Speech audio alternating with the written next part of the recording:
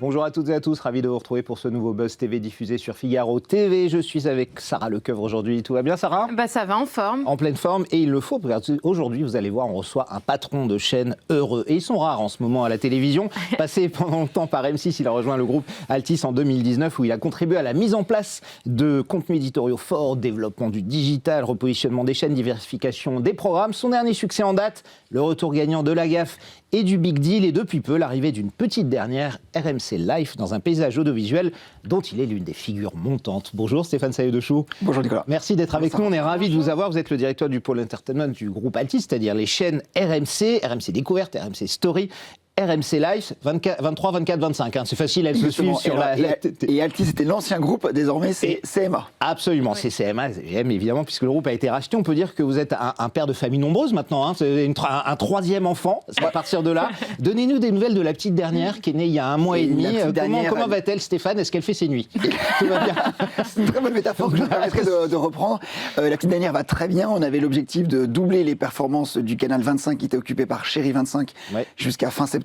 Et on est en passe de le réussir bien plus rapidement que prévu, puisque le mois d'octobre, qui était le premier mois d'exercice de RMC Life, on a quasiment doublé les performances commerciales de Chérie 25 avec un succès d'image, pour l'instant un succès d'audience. Et en plus de ça, 1,2 d'audience sur la part mensuelle. Ça, c'est sur les 25-49, mais nous, on regarde principalement la cible féminine. Et là-dessus, sur cette cible-là particulièrement, on est plutôt à 1,5, 1,6.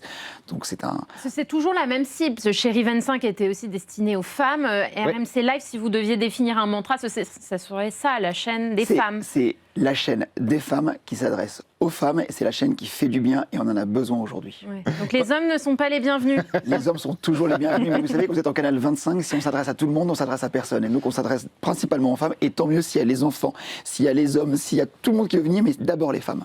Alors évidemment, on sait que quand il y a eu le changement de numérotation, il y a des canaux intéressants qui se sont libérés, la 4, la 8, la 12. Est-ce qu'à un moment, vous aviez envie d'une numérotation plus haute, ou alors c'était hors de question, vous préfériez rester groupé, comme ça a été fait avec les chaînes d'info par exemple ? Alors, la réponse est double. Nous avons souhaité rester groupés, c'est le cas, mais nous aurions adoré avoir des meilleurs canaux de diffusion, tout en restant groupés. C'est une énorme force d'avoir 1, 2, 3 qui se suivent. Mais d'avoir des meilleurs canaux, pourquoi ? Parce que notre enjeu aujourd'hui, quand on est diffusé en canal 23, 24, 25, c'est de faire venir les téléspectateurs qui ont allumé la télévision jusqu'au canal 23, 24, 25. On y arrive via des marques, via des positionnements, via des communautés super engagées. Mais si on avait été en 17, 18, 19, je vous assure qu'on aurait eu encore plus de monde. C'est vrai, c'est mieux. On se pose la question, parce que France 4, qui a passé de 14 à 4, c'est quand même énorme, 4. Bon, ça n'a pas changé grand-chose. Si vous voulez en faire un essai, vous me donnez le canal 4 pendant un an. Je vais négocier avec l'ARCOM, Stéphane, je vais vous arranger ça. On va poursuivre cet entretien dans un instant. On va parler d'RMC Live, de ses grandes sœurs évidemment. On évoquera Vincent Lagaffe, Estelle Denis, encore Christina Cordula. Il y a plein de projets à venir. Ce sera après les news médias de Sarah Lecoeuvre.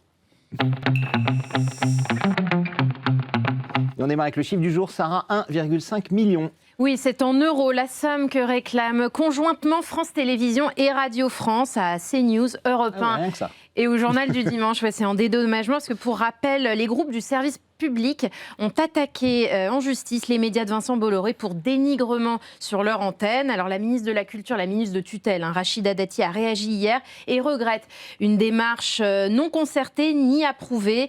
Et de son côté, celui qu'on pourrait peut-être considérer comme le patron de CNews, Pascal Praud, a réagi dans son émission L'Heure des Pros. Il déclare « Je veux bien que CNews et Europe 1 aient dit du mal de l'audiovisuel public, mais bien souvent, nous sommes en réponse. » Et d'ajouter « Alors s'ils attaquent, on va attaquer, on va s'amuser sur le dénigrement. » Voilà, il est un peu provocateur, Pascal Praud, rappelant par ailleurs que Elisabeth Lévy, vous savez, sa chroniqueuse, est souvent moquée et associée.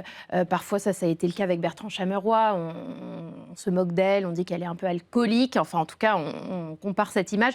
Donc, il a noté ça et dit que toutes les opérations sont menées contre l'audiovisuel public. Absolument. C'est assez inédit, ce genre de guerre audiovisuelle. Un groupe public attaque. privé, ça vous inspire quoi? Vous avez passé votre vie dans le privé plutôt. Hein.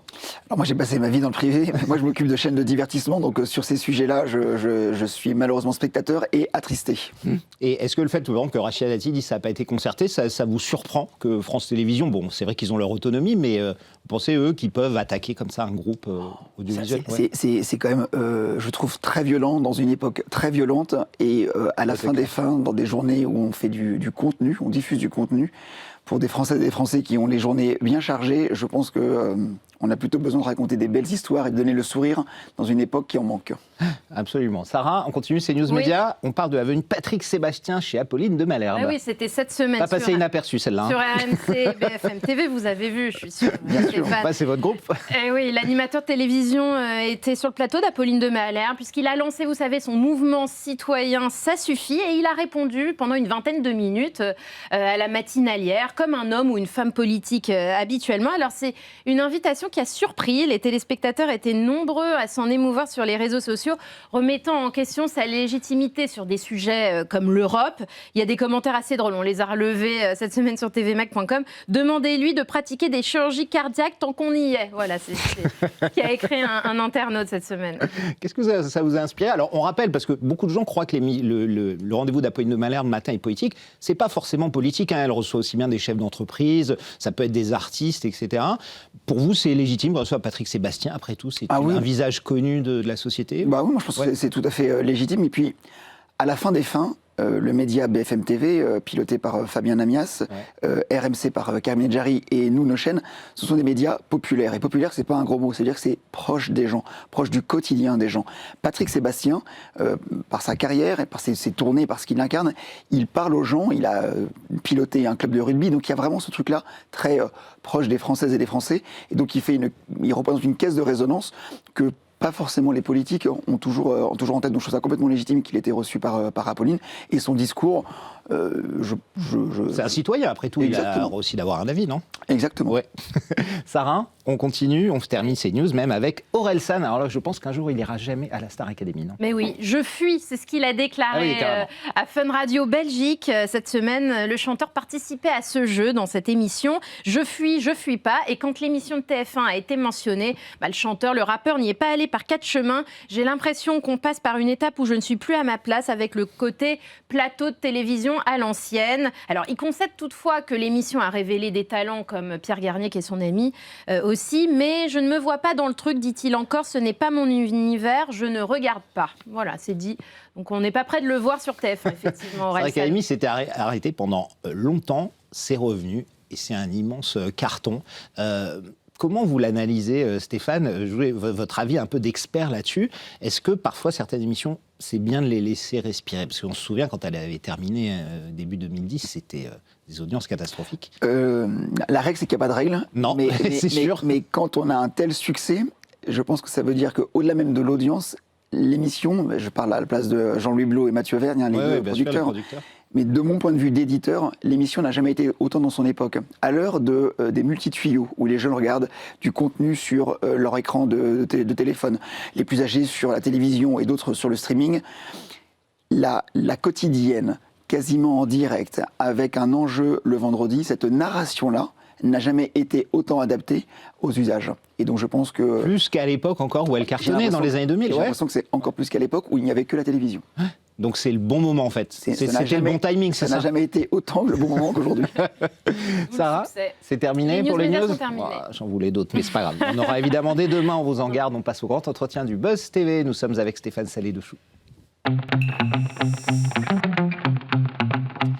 Stéphane, vous êtes le patron des chaînes RMC Découverte, RMC Story, RMC Life. On a invoqué en introduction les débuts assez encourageants de votre petite dernière RMC Life, dont la part d'audience est aussi forte que France 4, qui existe depuis longtemps et qui est sur la 4, bien mieux que T18 et Novo 19, qui sont les dernières chaînes arrivées.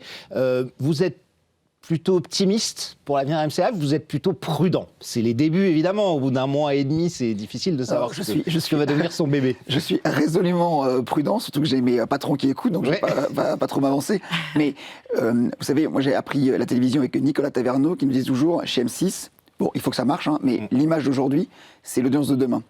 Je ne sais pas quelle sera l'audience de demain d'RMC Live, mais l'image d'aujourd'hui d'RMC Live, elle est réussie. Nous avons réussi en un mois à créer une image sur un canal 25 qui n'était pas aussi lisible que ce qu'il est aujourd'hui. Peu identifié, c'est vrai. Et donc quand on est en canal 25, à l'heure de l'hyper-contenu, de l'hyper-choix, si vous n'avez pas une image hyper claire, ça ne fonctionnera pas. Ça ne fonctionnera pas. Donc là, tout notre enjeu, c'était évidemment que ça fonctionne, mais de créer une image avec des incarnantes, dont on va parler, j'imagine, dans quelques minutes. Oui, bien sûr. Et de se dire, il ne faut pas que ça ressemble à Chérie 25 auparavant, sans dénigrer ce qui a pu être fait auparavant, en se disant, c'est une chaîne qui ne ressemble pas à ce qui était fait auparavant, qui a sa propre singularité et qui est très complémentaire de ce qu'on fait sur RMC Découverte et RMC Story. Et c'est le cas. C'est ça l'école Taverneau, c'est de mettre des incarnants, des incarnantes essentiellement sur RMC Live. C'est ça votre secret Si c'était ça, ce serait c'est compliqué la télévision. Mais si ce serait trop simple de prendre c'est déjà compliqué, de prendre des bons visages et de les mettre sur une bonne chaîne. La réalité, c'est qu'il faut trouver des positionnements. C'est un gros mot le marketing, mais des positionnements, des promesses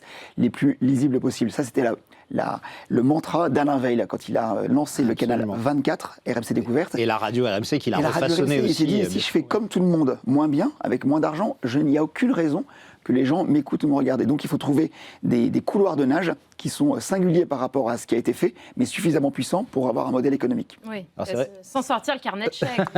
Pas trop. Non, le moins possible. Ça, c'est l'école Taverneau, ne pas sortir le carnet de chèques. Imposer une nouvelle chaîne, on sait que c'est de plus en plus difficile. Il y a une offre évidemment qui est pléthorique aujourd'hui, Stéphane.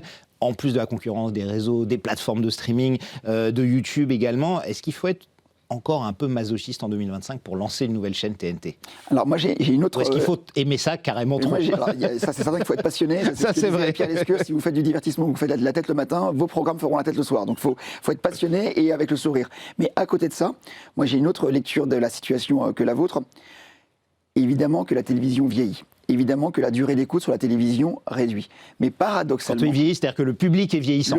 Et donc les plus jeunes, ils regardent du contenu télévisuel, mais plus à la télévision. Moi j'ai grandi, je suis un enfant de la télévision, j'ai regardé beaucoup la télévision, contre l'avis de mes parents, c'est souvent ça qui a dicté ma petite carrière. Mais en parallèle de ça, paradoxalement aujourd'hui, on n'a jamais autant regardé de contenu télé. La grande nouveauté, c'est qu'on ne le fait pas uniquement à la télévision. Sur les réseaux, sur les plateformes, sur les téléphones, sur le streaming. Ouais. Donc à la fin, le big deal, il y a 20 ans, il faisait 100% de son audience sur TF1, sur le canal 1.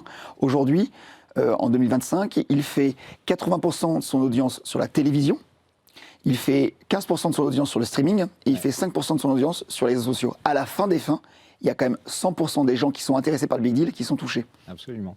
Bon, justement, on va parler des contenus, parce que l'émission phare de ce lancement, c'est Ça se discute, c'est le grand retour. C'est chaque mercredi soir, c'est désormais animé par Estelle Denis, qui a repris le rôle de Jean-Luc Delarue. Alors, côté audience, on est entre 150 000 et 200 000 téléspectateurs, 1% de part d'audience. Comment les analysez-vous, ces audiences? Alors, est-ce que vous êtes satisfait? Parce que c'est un peu faible, quand même. Ça, c'est très, très important comme question. Donc, la réponse, j'espère, va allez-y, Stéphane. Quand je vous dis qu'on a un succès d'image, pour moi, en premier, c'est que l'émission 1, de pouvoir diffuser la marque, ça c'est produit par Réservoir, qui appartient à Media One, c'est une énorme chance. Et on voit avec le même plateau d'ailleurs, regardez, à l'image c'est flagrant évidemment, vous avez gardé la même recette. Si vous voulez, si le simple fait de diffuser une émission qui, il y a 20 ans, était sur France Télévisions, sur TF1, sur M6, c'était une garantie de succès sur la TNT, on se serait bagarré avec tous mes petits camarades de W9, de TMC, de TFX pour récupérer les vieilles émissions. Donc, quand je vous dis que la règle c'est qu'il n'y a pas de règle, il y a le big deal, qui a cartonné, et il y a Cescute qui était un énorme succès d'image. Quand vous regardez les commentaires, l'engagement sur les réseaux sociaux, c'est un succès qualitatif d'image. En revanche, il est certain que sur une chaîne qui se lance, c'est plus compliqué c'est pas comme sur RMC Story ou sur RMC Découverte qui ont une image très claire. Là, on voulait et relancer RMC Live et se créer une hype d'image avec cette marque-là, avec Estelle, qui l'incarne très très bien. Et après, là vous parlez beaucoup de vous les journalistes médias, de l'audience 4+. Moi j'ai pas les moyens sur mes chaînes RMC de faire... l'audience 4+, on le rappelle, c'est l'audience globale. C'est sur l'ensemble du public. Non, voilà. Vous regardez les femmes. Non, je regarde tout le monde. Les femmes, les jeunes. Je regarde principalement les cibles commerciales. Et il se trouve que sur les cibles commerciales féminines, qui est le critère numéro 1 de succès ou de contre-performance d'RMC Live, on est très satisfait du lancement de Ça se discute. L'émission la semaine dernière sur l'argent a très bien fonctionné, et sur la cible féminine, l'émission d'hier sur les familles nombreuses a également très bien fonctionné, et j'amende que sur l'ensemble du public, pour l'instant on s'adresse principalement aux femmes, il va falloir progressivement élargir le public. Alors, au début, c'était prévu en mensuel, vous l'avez mis en hebdo le mercredi soir pour évidemment booster ça, essayer de ne pas chuter. Plus, est-ce qu'il y a des objectifs d'audience fixés, Stéphane, ou est-ce que l'émission pourrait s'arrêter à la fin de l'année, par exemple, si ça n'a pas monté suffisamment? Non, l'émission ne s'arrêtera pas à la fin de l'année. On a même des programmes qui sont en cours de montage qui seront diffusés. Donc après, jusqu'à la fin de la saison? Ah oui, non, ça, il n'y a pas de sujet. Et oui, il y a des objectifs d'audience sur le programme, sur la chaîne, sinon je ne serais plus là. D'accord. Alors c'est lequel qu'on sache à partir du moment où vous allez appuyer sur le bouton? C'est ça qui est génial dans ce groupe CMA-CGM, et donc CMA Média, piloté par Claire Léost et dirigé par Véronique Saadé. On a le temps. On a le temps. C'est un groupe qui est en construction. Moi, j'ai l'impression, j'ai 44 ans, de retrouver l'énergie de quand j'ai commencé chez M6 en 2007. C'est un groupe entrepreneurial. Alors oui, la télévision est plutôt un média mature, mais de rejoindre un groupe qui est un groupe entrepreneurial, piloté par un entrepreneur, en se disant on veut construire un groupe média et d'avoir ces chaînes-là qui sont en bonne santé. Vous avez démarré votre édito par cette information et je vous remercie. C'est super agréable. En janvier, l'arrivée de Christina Cordula est prévue. Elle va reprendre son émission culte sur M6 qu'on a connue, Cousu Main. Comment cette arrivée s'est opérée en coulisses ? Alors, Christina Cordula, figurez-vous, moi je la connaissais parce que j'ai eu la chance d'être chez M6 et on a lancé ensemble les Reines du Shopping. C'est vous qui êtes à l'origine des Reines du Shopping ? C'est collectif, c'est pas du tout moi. C'était Anne-Sophie Larry, Bibiane Godefroy qui avait imaginé récupérer ce format turc, donc il fallait quand même l'imaginer. Il l'a proposé à Christina Cordula et moi je m'occupais modestement d'éditer le programme avec le producteur. Et c'est comme ça que j'ai rencontré Christina quand on a eu la chance que Rodolphe Saadé et Véronique Saadé décident d'acquérir le canal 25 et qu'on continue à adresser la fameuse cible féminine dont on parle. On cherchait des visages et parmi les visages, les grands visages de la télévision, il n'y aura pas que des visages de la télévision. Clémentine Gallet, par exemple, est une créatrice de contenu qui n'a jamais fait de télévision. Mais Christina Cordula, quand vous fermez les yeux et que vous dites j'ai une chaîne à remplir et qui va s'adresser aux femmes, quel est le visage je voudrais absolument avoir. Il se trouve qu'en plus elle était disponible. Elle était libre. C'était Christina Cordula. Et Christina Cordula, en plus, elle est très très très puissante sur les réseaux sociaux. Ce qui pour moi est très important. Il faut qu'on soit puissant. Elle vient de lancer sa chaîne YouTube en plus qui cartonne. Donc il faut être puissant sur YouTube, sur le social, sur le streaming et sur le linéaire. Christina Cordula, elle match tous ces items. Est-ce que, comme le Big Deal où ça se discute, Cousu Main sera refait vraiment à l'identique? Alors, on est en plein tournage et après notre interview, je vais aller sur le plateau dans le 11e. Donc là, on sera diffusé vendredi, mais c'est ça, absolument. Oui, complètement. Faut pas trop se casser la tête quand même. Oui, refaire ce qui marchait bien. Le simple fait de dire qu'il ne faut pas se casser la tête, c'est se casser la tête, mais réinventer la roue alors qu'il y a un format qui a bien fonctionné, qui a plu aux téléspectateurs. Retrouvons nos petits et puis ensuite il faut trouver la petite touche avec là ça passe par le casting, par le jury qui va changer, par le ton de Christina, mais à la fin des fins on est très content d'avoir la marque Cousu Main et je précise que Christina Cordula ne fera pas que Cousu Main sur RMC Live, on est en train de développer une création française avec elle qui devrait ne pas manquer. Émission originale alors du coup. Tout à fait. Et Cousu Main janvier alors ou plus tard? Non, janvier plutôt mars-avril. Pourquoi mars-avril? Parce que ce sera la période à laquelle nous allons relancer notre plateforme de streaming qui va passer de RMC BFM Play à RMC+, 2 fois plus de contenu, de l'IA, mieux comprendre la user experience, comment mieux les guider dans l'océan de contenu que nous mettrons à leur disposition. Et donc Cousu Main sera... Ça s'appellera RMC+. Ça s'appellera pas une agence marketing que vous avez payée qui vous a trouvé le nom. Rassurez-moi. On s'est réunis dans une salle, on s'est dit plus, allez, c'est comme ça. Et parmi les autres recrutements, il y a aussi Karine Ferry qui a déjà fait son apparition sur la chaîne. Elle est à la tête de séries documentaires, elle présente ces magazines-là. Elle était à TF1. On a l'impression aujourd'hui, quand on lit ses interviews, qu'elle n'était pas très heureuse. Vous l'avez contactée, c'est elle qui a fait la démarche. Comment ça s'est passé? Alors pour le coup, on ne se connaissait pas avec Karine Ferry. C'est un producteur qui a fait l'intermédiaire qui s'appelle Frédéric Française, que je connais pour le coup très très bien. Et l'échange que j'ai eu avec Frédéric et Karine, et j'étais accompagné de Julien Lalande, le directeur des contenus des chaînes RMC, à qui on doit énormément le succès de ces chaînes-là. Le brief, c'était, si c'est pour refaire chez nous, avec moins de moyens que ce que tu faisais chez TF1, ça n'a aucun sens pour toi, pour nous et pour les téléspectateurs. En revanche, si c'est pour qu'on découvre un visage qu'on n'a pas encore eu la chance de voir chez TF1, chez M6 auparavant, notamment ton engagement sur les animaux, auprès des animaux, là c'est quelque chose que nous on va absolument avoir sur RMC Live et tu seras un visage très légitime. Donc ça c'était le premier point. Et puis à côté de ça, on réfléchit à 2 autres types de programmes, des programmes de plateau, parce que ça, elle aime beaucoup ça, où elle accompagnera des enfants, qu'elle faisait sur The Voice Kids. Et à côté, mais ça, elle va vous le raconter en 2026, une grande soirée dont je lui réserve la primeur de l'information, mais qui concernera beaucoup les Françaises dans leur intimité. Ah, une émission un peu sexo.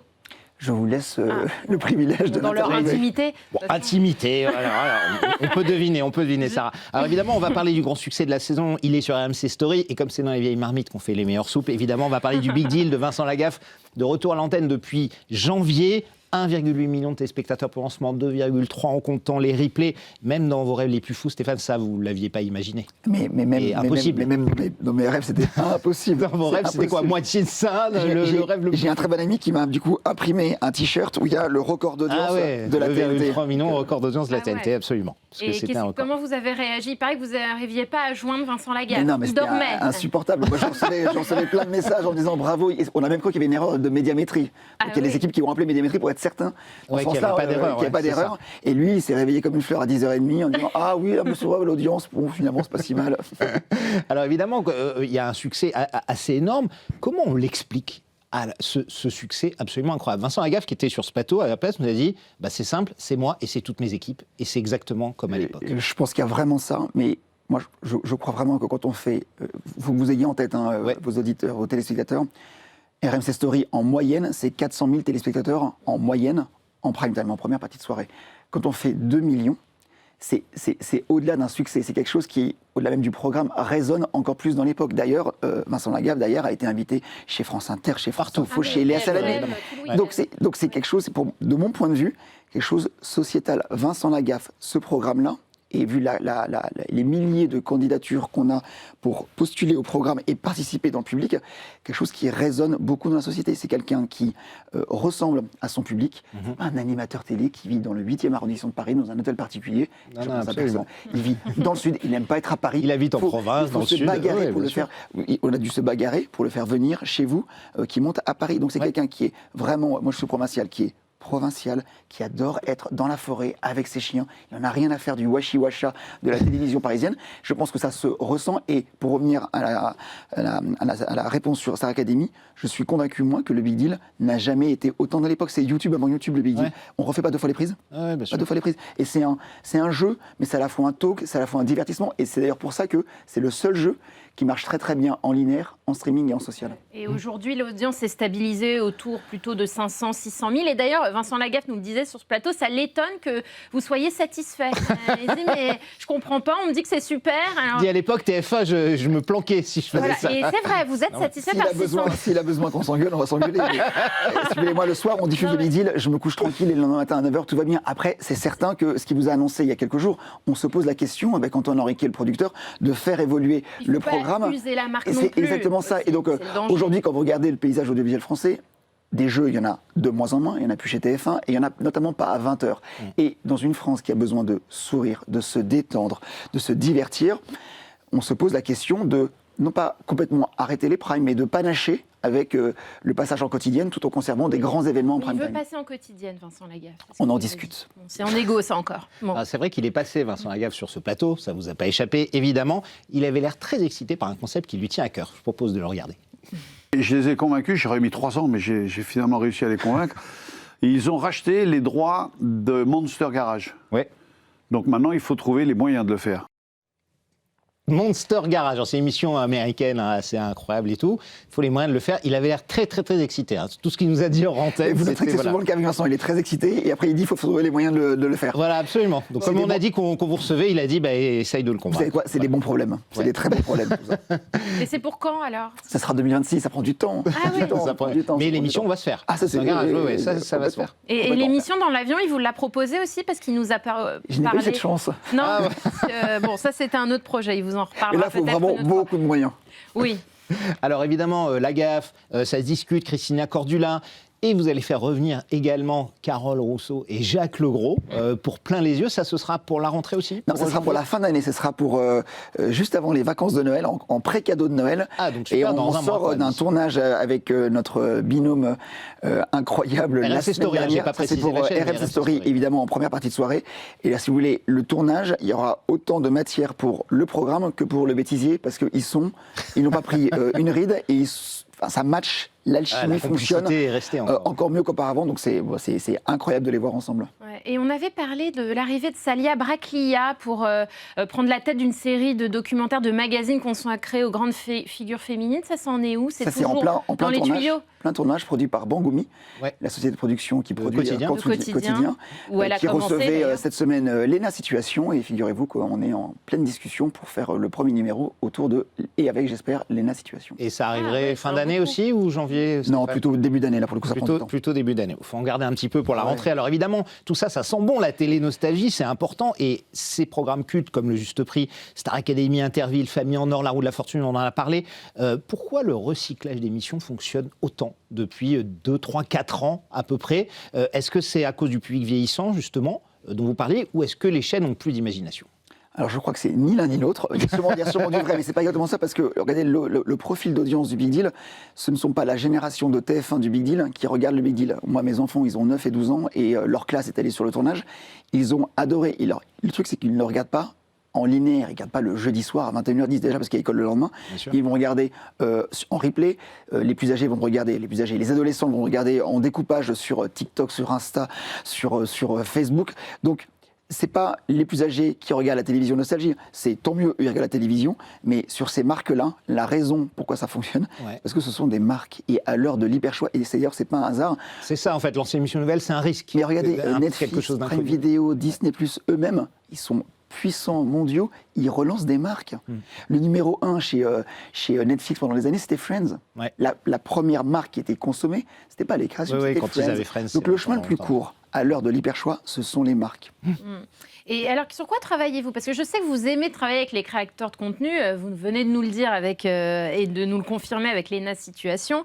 Villebrequin avait fait Top Gear. Vous avez racheté des vidéos d'Inoxtag. Est-ce que ça, c'est un axe aussi pour le futur pour vous? C'est le deuxième axe. Il y avait les marques avec les visages, et le deuxième axe, c'est la création avec les créateurs de contenu. Pourquoi? Parce qu'on se rend bien compte que pendant des années, on a mis dos à dos, je caricature, YouTube et la télévision, ou en tout cas les réseaux sociaux, les créateurs de contenu pas linéaires avec le linéaire. Ça, c'est une énorme erreur aujourd'hui. Sur un écran de télévision, on peut tout à fait regarder Joyka. Je ne sais pas si vous connaissez Joyka. Joyka, il a 7 millions d'abonnés. Il va tester des hôtels les plus pourris dans le monde entier. Des trucs qui ne sont même pas une étoile, notés sur TripAdvisor. Ça, c'est et quand vous regardez sa chaîne YouTube, c'est des formats de 52, 60, 70 minutes. Vous prendriez, d'ailleurs on l'a testé, ce programme-là de YouTube et vous mettriez sur RMC Découverte, ça marche. Donc les animateurs de demain, ce sont eux? Ils ne vont pas remplacer les animateurs d'aujourd'hui. Ce qui est certain, c'est qu'aujourd'hui, je pense qu'ils ne se considèrent pas comme animateurs.